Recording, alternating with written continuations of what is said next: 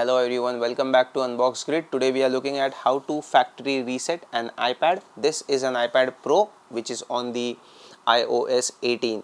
The version of the OS should not matter, but let's see how it's done in here. So for resetting the iPad, click on the settings icon or search the settings icon. In here you will be presented with general settings. Now on the right hand side, scroll down. From the general settings you will find an option which is transfer or reset iPad. Here you will find two options at the very bottom. Reset is the option you need to click on. Here when you select reset all settings, all the settings which are related to your pencil and internet and everything will be reset to the factory time when you purchase the iPad, but your account should be logged in.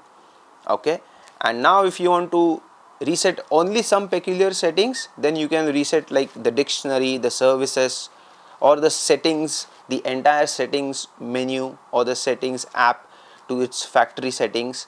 That you can do by selecting each of the related option. So this is how you reset an iPad to a factory reset. This is different from when you are selling an iPad and resetting the data on an iPad. For that we have a different video, you can have a look here. Thank you for watching.